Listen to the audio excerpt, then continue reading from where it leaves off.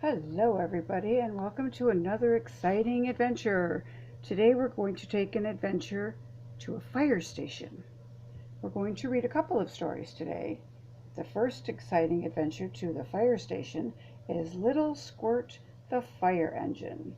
This is the Little Golden books that used to be out years ago. I'm a little red fire engine. Everybody calls me Squirt.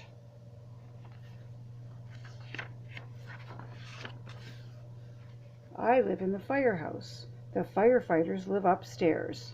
When the alarm rings, that means there is a fire. We have to hurry.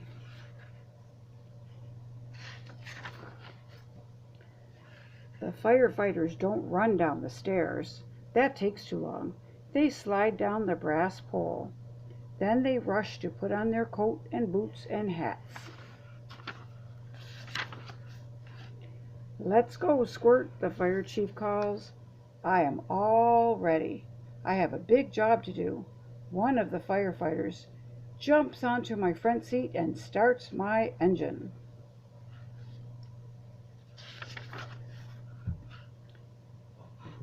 We drive out of the firehouse. The firefighters hang on tight to me. We race down the street. I sound my alarm. Wee, wee, wee. I flash my lights. Blink, blink, blink, blink. Everyone hurries out of my way. At the fire, I work hard and fast. I pump water from the hydrant through my hoses. Whoosh! The water sprays the fire and makes a sizzling sound as it puts it out. The firefighters climb my ladders and help the people get out of the building.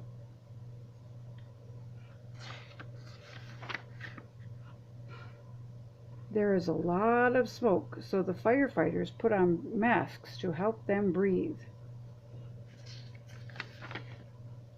Soon the fire is out. All the people are safe, the fire chief yells. The firefighters pack up my hoses and ladders and we start back to the firehouse. I do not sound my alarm or turn on my lights because now we are not in a hurry. Children wave to the firefighters and smile at me. Hi, Squirt, they call.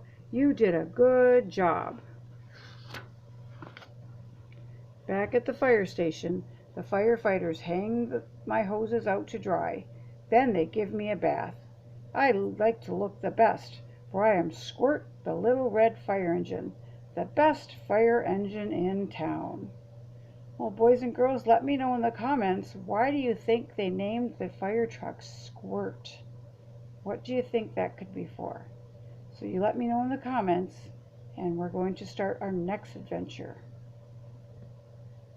Our next story for today's adventure is we're going to go to the forest.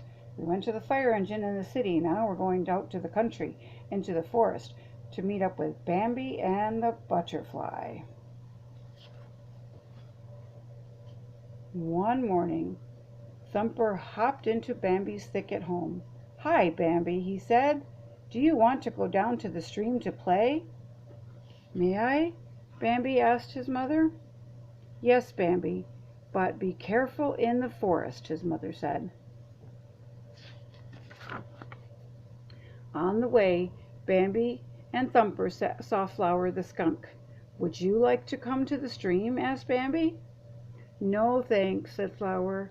I'm sleepy, and anyway, it looks like rain. Bambi and Thumper saw some opossums hanging upside down by their tails. Hello, opossums, said Bambi. Hello, said the opossums. How would you like to sleep hanging upside down? Bambi ran ahead and poked his nose in a bush. He was looking for sweet berries, but instead he found something else.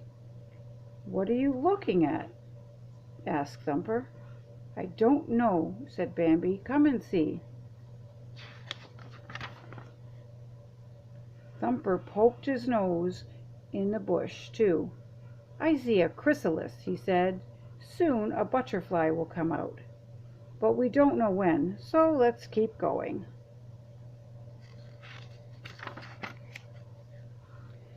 On the way to the stream, they saw Owl flying overhead. "Hello, Owl, where are you going?" called Bambi. "Home to my nest," Owl called back. "See you tomorrow." When they got to the stream, Bambi and Thumper said hello to all the ducks, and to the big green frog who went plop splash into the water.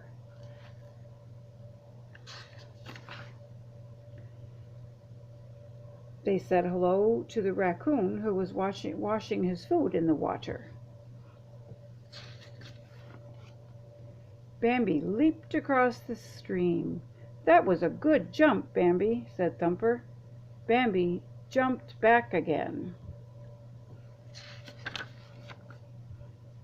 Suddenly the sky grew darker. Rain started to fall. Everyone ran for cover. It rained and rained.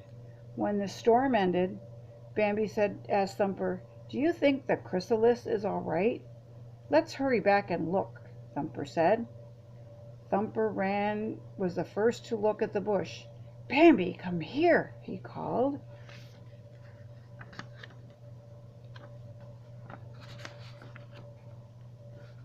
Bambi poked his nose into the bush.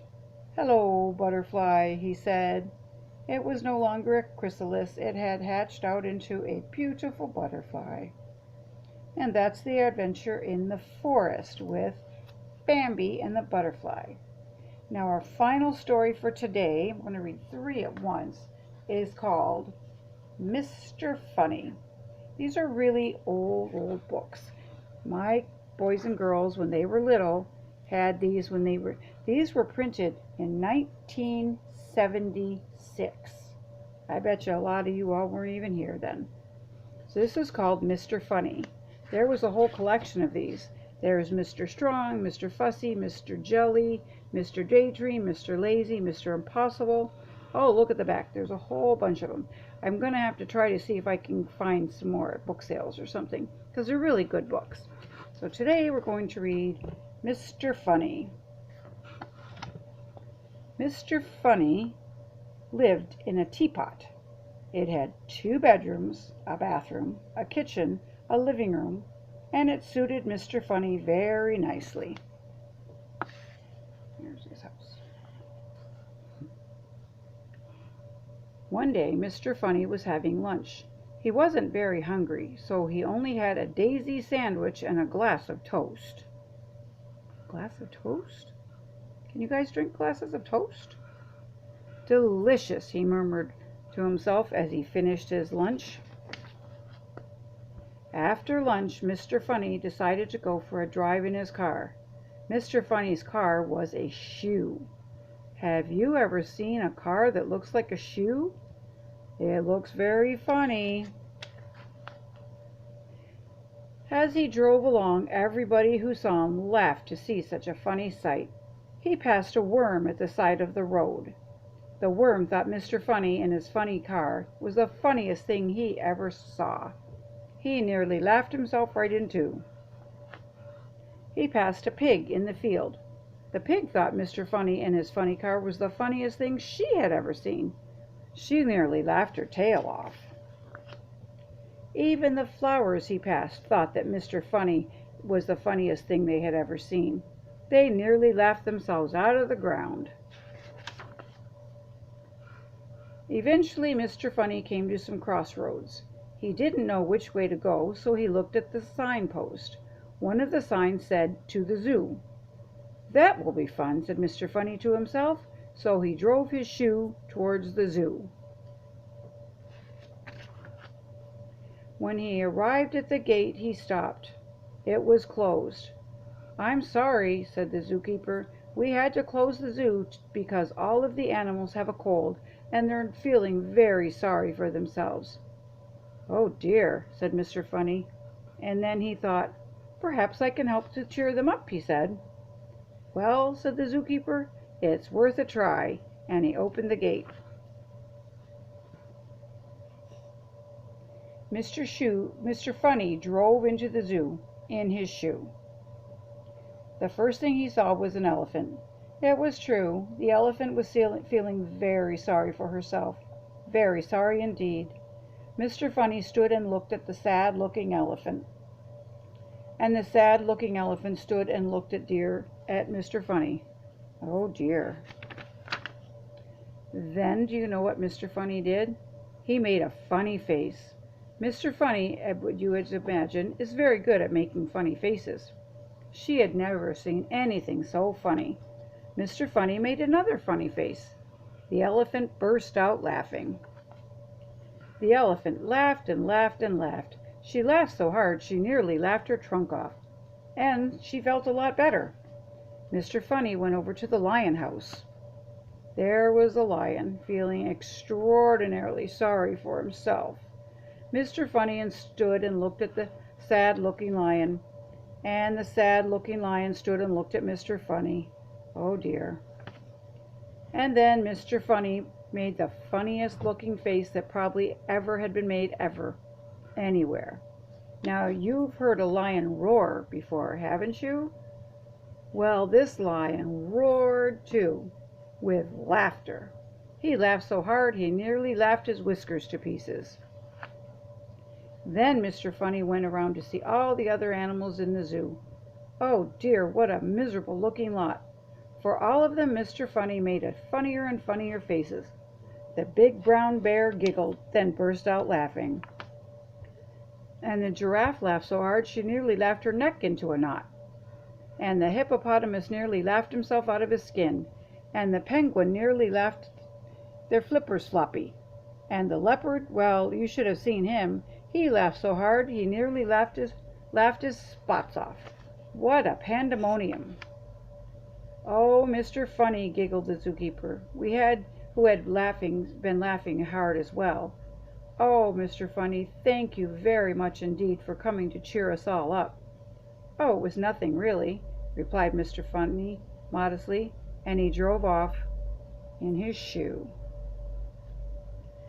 Later, when Mr. Funny arrived home, he chuckled to himself. Well, he said, that's the end of another funny day. And he parked his shoe and he went inside his teapot, and because he was feeling thirsty, he made himself a nice hot cup of cake. And that is the adventure for today. We went to the firehouse in the city, we went to the forest to see Bambi, and we went to wherever it is Mr. Funny lives. You'll have to let me know in the comments where you think Mr. Funny lives, with his teapot house and his shoe car. And that's all we have for today. I hope you all enjoyed them. Please make sure to like, subscribe, ring the bell when you're going to know, so you'll know when I'm going to read other stories, and leave a comment or two, and have a super great adventurous day. Bye.